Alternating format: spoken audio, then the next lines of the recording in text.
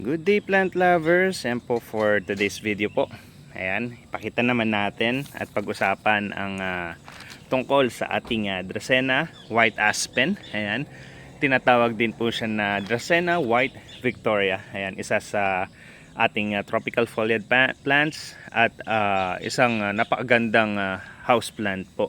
Ayan, ang origin po ng cultivar po nito ay related sa African and mga Asian na Dracaena po natin. Ayan, sa kanyang appearance po, ayan, kung makita nyo yung ating long leaf po, ayan, na distinctive, may distinctive variegation po na white stripe. Ayan, kung makita nyo yung white stripe nya at saka yung kanyang green margins. Ayan, talagang nag-outstand po ang itsura ng ating white aspen. Ayan, and tungkol naman sa mga benefits po, ayan, ng ating white aspen, isa ito sa magandang air purifier na plants po natin, na kapag inilagay po natin sa loob ng ating bahay ay meron po siyang ability na makapag-remove ng mga toxins, ayan, from the air. Ayan po, kaya isa sila sa talagang napaka-excellent na indoor plants po. Ayan, isa pa sa magandang ng ating white aspen ay drought tolerant siya. Ayan, hindi nyo sila kailangang araw-araw na diligin. Ayan, kaya the best na air na siya, na house plant. Ayan, kailangan nyo lang siyang diligin kapag yung inch ng topsoil niya ay dry na. Ayan, hindi isa pa sa maganda dito ay nakaka-tolerate siya ng low light. Ayan, nakaka-thrive siya sa indirect or filtered light.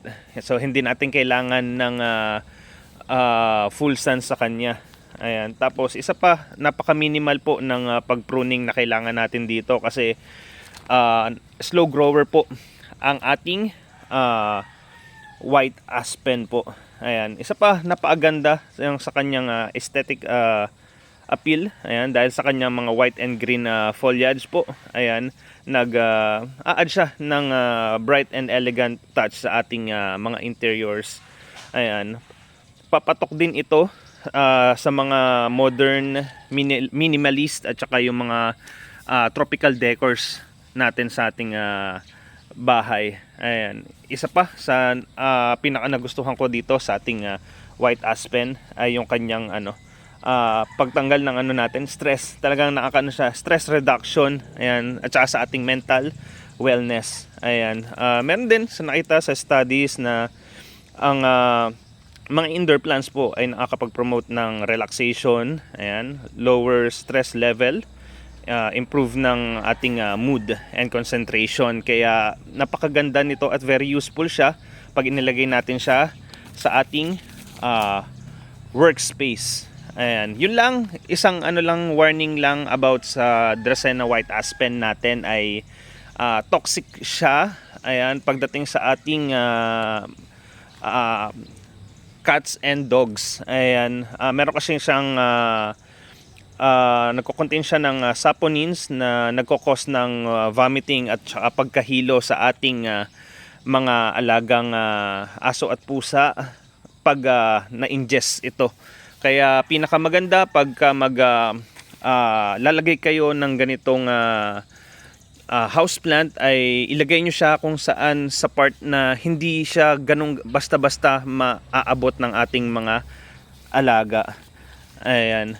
Then about naman sa natin, sa care tips, na siya, konti lang talaga yung pwede natin gawin sa kanya, kaya napakagandang house plant po niya. Pagdating sa light, ayan, nasabi ko na rin kanina, ayan, bright and indirect sunlight po. Ayan, nakaka-adapt siya sa medium light. Tapos sa watering naman, every 1 to 2 weeks lang po ang dilig po natin sa kanila. I-allow natin na yung top inch ng soil niya ay madry before ulit tayo mag-water. Ayan, average home humidity natin, okay na sa kanya yun. Kailangan lang sa temperature po natin around 18 to 27 degrees Celsius po. Huwag na nating papababain sa 18 degrees. Pag nag 17 below pa, hindi maganda po sa ating white aspen yun. Ayan, possible po na ma-damage po yung kanyang mga dahon po. Ayan, sa soil naman natin, well draining potting mix po pinakamagandang gamitin natin sa kanila. Dito po sa garden, pagka inilagay po namin sila sa loob ng ating bahay, ginagamit po namin sa mixture po namin 70% na rice hull, 30% na coco peat, tapos nag-additional kami ng 10% na carbonized rice hull.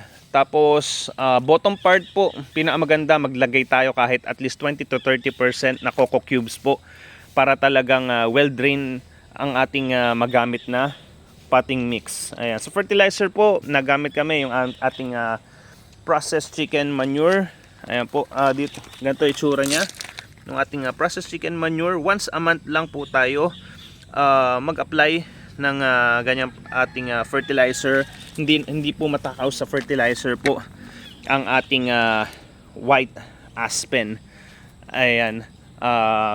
Kung sa tingin nyo guys ay may natutunan kayo sa ating video, ayan, huwag niyong kalimutan na mag-share, ayan, follow or subscribe sa ating Juanito's Garden, ayan, and huwag niyo rin kalimutan na mag-iwan ng bakas dyan sa ating baba, ayan, kaya kung nagustuhan nyo ang ating video, ayan, follow nyo lang kami, ayan, yun lang po at maraming salamat po.